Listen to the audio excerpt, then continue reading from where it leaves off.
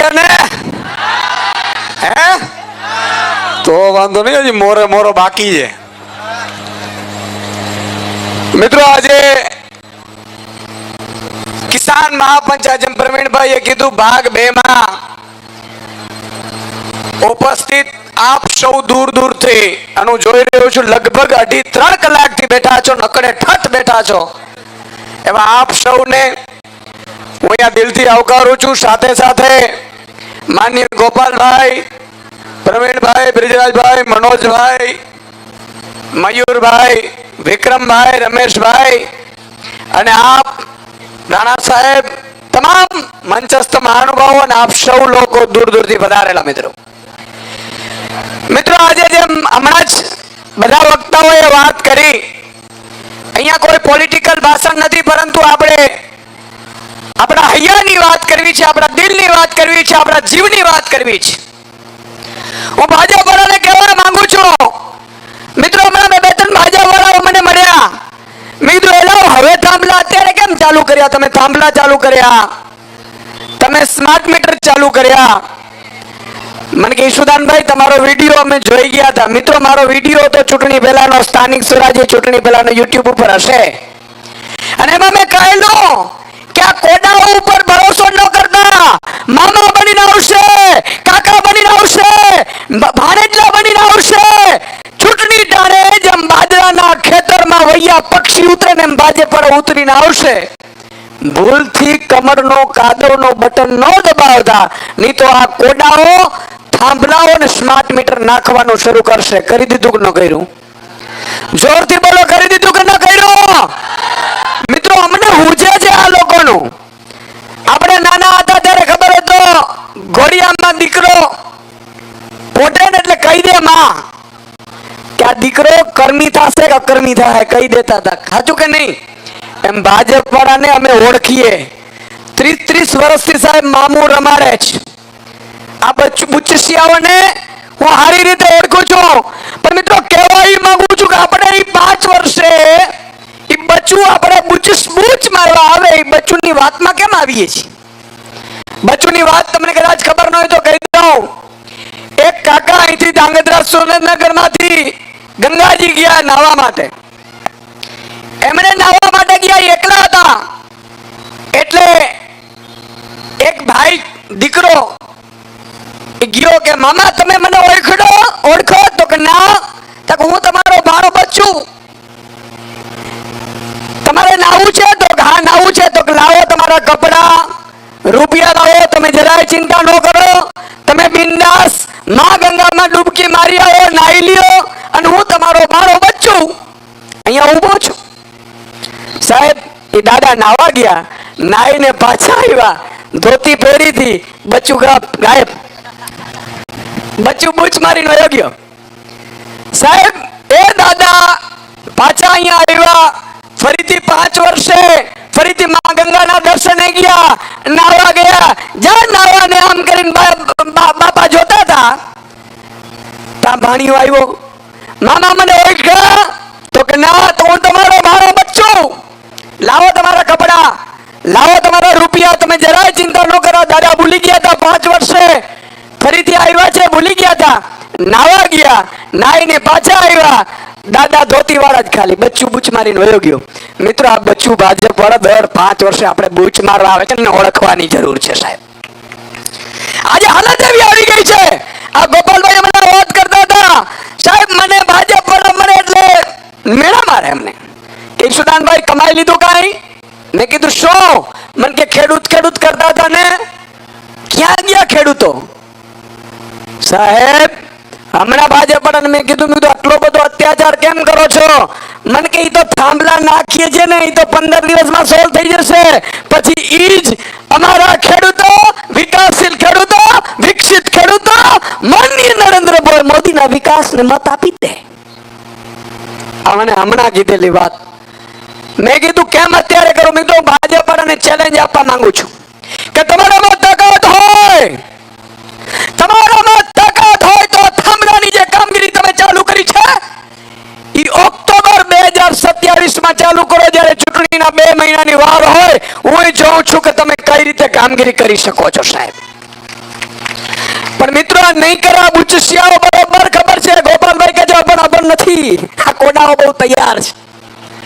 જો અબણો તો બંગલો કેમ બની જાત ભાઈ? ચપ્પલ ના સ્લીપર ચપ્પલ પહેરીને ભાજપના નેતાઓ 20 વર્ષ પહેલા ફરતા હતા નહોતા ફરતા? હાથ ઊંચો કરીને મને કયો જોઈએ, ફરતા હતા કે નહોતા ફરતા? આ ભણના દીકરાઓ પાસે આટલા રૂપિયા આવ્યા ક્યાં? અને ભાજપ એવો ગોડાઉન બનાવીને રાખ્યો છે કે મજબૂત નેતા હોય, લડતા હોય, મજબૂતાઈથી અવાજ ઉઠાવતા હોય, પણ ભાજપમાં ગોડાઉનમાં જાય એટલે બમ દવા છે એની પાસે. સાહેબ છેતરભાઈ વસાવા એક મર્દનો ફાડ્યો છે કે મને કહી દીધું કે ભાજપના ગોડાઉનમાં નહીં આવું, તમારાથી થાય તે કરી લો સાહેબ. એને 7 વર્ષની સજા કરી. હમણાં જ ગોપાલભાઈએ વાત કરી કે દારૂના અડ્ડાઓ ચાલે છે, ડ્રગ્સ ચલાવે છે, ખાણ ખનીજ ખાણો ખાઈ ગયા, કોઈ ઉપર કઈ નથી થયું. પણ મિત્રો કહેવા એ માંગુ છું કે હવે આપણે જાગવું છે કે પછી આમને આમ રહેવું છે? બોલો, હાથ ઊંચો કરીને કહો એટલે મને ખબર પડે. ખોંકારો ખાવા છે. જાગવું છે કે આમને આમ રહેવું છે? પાકું જાગવું છે.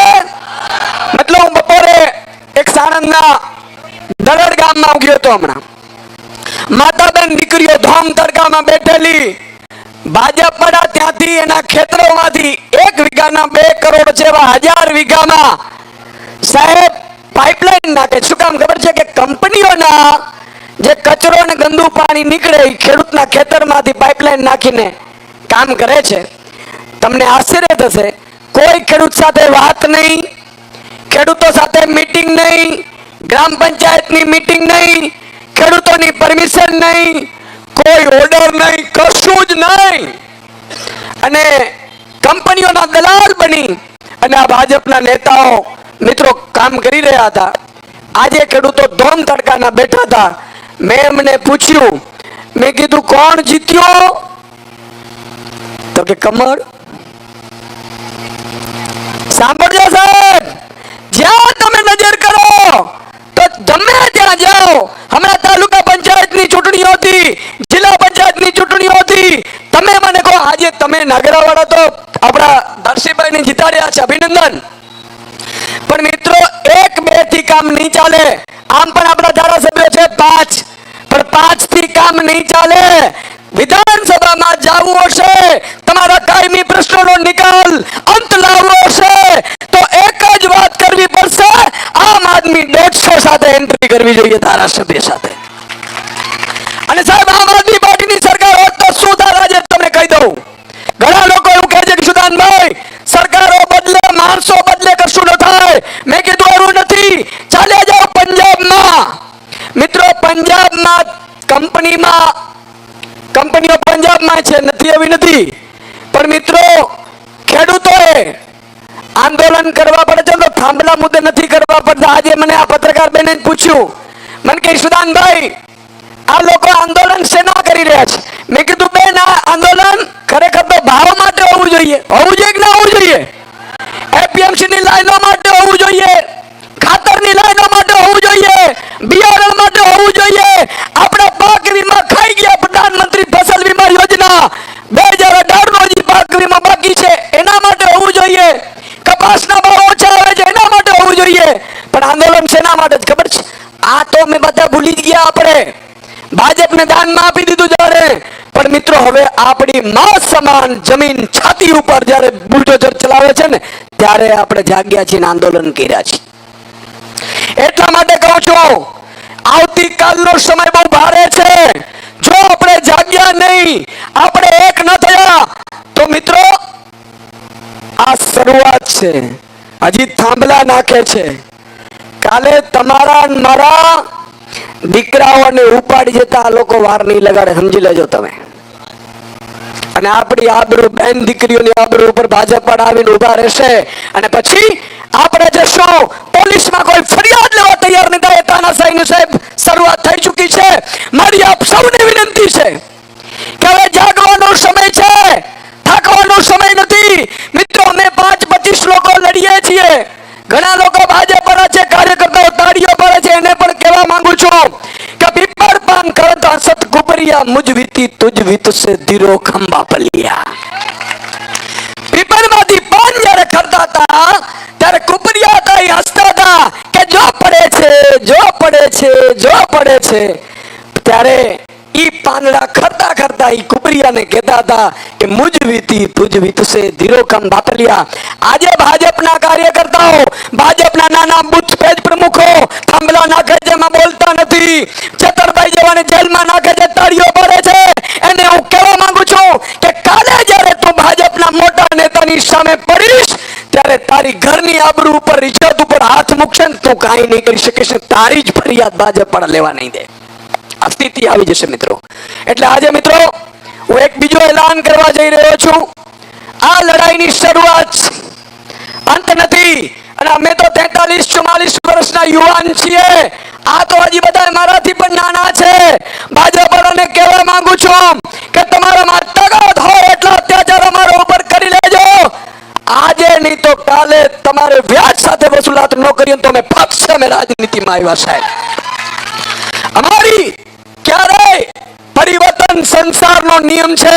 અને આજથી આ કચ્છથી થાંભલા નીકળ્યા છે એ અહીંયા અટકવાના નથી. હજી તમને જ્યાં ખેડૂતો દેખાય છે, બિન રાજકીય દેખાય છે ને, એ કાલે રાજકીય થઈ જવું પડશે. શું કામ? કે બિન રાજકીયમાં ગોપાલભાઈએ કીધું એમાં ક્યારેય કોઈ દિવસ જો એક બિન રાજકીય આંદોલન અને એક મતનો બહિષ્કાર, આ બે વાત હાવ શાસક પક્ષને ફાયદો કરાવવા માટેની છે. બરોબર કે નહીં? બરોબર કે નહીં? તો મિત્રો કહેવા એ માંગુ છું કે મને મેસેજ મળ્યા છે 100 હાઈટેન્શન લાઈન નાખવાની છે. 100 કંપનીઓ ભાજપની મીટિંગો થઈ ચૂકી છે. લગભગ 1.5 લાખ મોટા થાંભલાઓ આવશે. 26 જિલ્લાઓમાં જવાનું છે. અને એટલા માટે આ લોકો અત્યાચાર કરી રહ્યા છે. મિત્રો આપણી માંગણી છે, એ માંગણીઓમાં તમે જો સહમત હો તો હાથ ઊંચો કરીને મને સમર્થન આપજો. આપણે આજે સંકલ્પ લેવાનો છે. મિત્રો મેં માંગણી કરી છે મુખ્યમંત્રીને કે આજની જમીનનો ભાવ છે એ માન લો 25 લાખ કે 35 લાખ હશે. બરોબર કે નહીં? આ થાંભલો નાખે છે 25 વર્ષ પછી, 50 વર્ષ પછી. તો 25 વર્ષ પછી જમીનનો શું ભાવ હશે? 25 વર્ષ પછી જમીનનો શું ભાવ હશે? અને આ કોઈ કંપનીઓ મફતમાં વીજળી આપવા નથી આવી. આ કંપનીઓ કમાવા માટે આવી છે. અને કરોડી અને જરાની જેમ થાંભલા નાખવા માંડ્યા છે આપણા ખેતરોમાંથી. તો મિત્રો હું કહેવા માંગુ છું, મુખ્યમંત્રીને મેં લેટર લખ્યો છે કે આની સ્ટેટ લેવલની વળતર કમિટી બનાવો. કલેક્ટર લેવલની નહીં, સ્ટેટ લેવલની વળતર કમિટી હોય જેમાં કેન્દ્રના અધિકારીઓ હોય, સરકારના અધિકારીઓ હોય, ખેડૂતોના ઉચ્ચ પ્રતિનિધિ મંડળો હોય, ખેડૂત આગેવાનો હોય, જે અસરગ્રસ્ત ખેડૂતો ઈ હોય અને નિવૃત્ત ન્યાયાધીશો હોય. અને ઈ વળતર કમિટી આગામી 25 વર્ષ પછી અત્યારે 8 રૂપિયા યુનિટ આ વીજળી મળે છે, આપે છે આ કંપનીઓ. ઈ કંપનીઓ 25 વર્ષ પછી તો 100 રૂપિયા યુનિટ હશે. તો આપણી માંગણી છે કે સ્ટેટ લેવલની કમિટી બનાવો અને વળતર એવી રીતે ચૂકો કે જેમાં ખેડૂતનો નફામાં ભાગ હોય. બરોબર છે? હાથ ઊંચો કરો એટલે મને ખબર પડે. બરોબર છે? તો મિત્રો આ માંગણીઓ સાથે આજે હું એલાન કરું છું કે આજથી આ ખેડૂત આંદોલનની શરૂઆત થઈ છે. 5 તારીખે ગાંધીનગરમાં સત્યાગ્રહ છાવણી ઉપર આપણે સામૂહિક ઉપવાસ કરીશું. અને ખેડૂત માટે, ખેત મજૂર માટે, ભાગિયાઓ માટે ખોડિયામાં પ્રાણ છે ત્યાં સુધી લડી લેવાની નેમ લઈએ છીએ સાહેબ. તો મિત્રો આજે તમારે પણ જ્યાં જ્યાં જાઓ ત્યારે વાત કરવાની છે. 1 કરોડ પણ જો વળતર મળશે તો પણ ખેડૂતની જમીન, માનો કે મારે 50 વીઘા જમીન છે, 2 થાંભલા આવે છે વચ્ચે, જમીનના ભાવ ઘટી જાય કે ન ઘટી જાય? 50 લાખ ભાવ હશે, સીધા 20 લાખ થઈ જશે. અને આ હકીકત છે. અને કંપનીઓ, ખબર નહીં કંપનીઓને શું જોતું હશે. મને લાગે છે ઘર જમાઈ હોય તો બની શકે ભાજપના હારાઓ એવી રીતે હાલી નીકળ્યા છે. પણ આપણે આ નેમ લીધી છે અને આ આંદોલનની શરૂઆત થઈ ચૂકી છે. 5 તારીખે આપણે ગાંધીનગરમાં સત્યાગ્રહ છાવણીમાં સામૂહિક ઉપવાસ કરીશું. હું મારી વાત પૂરી કરું છું.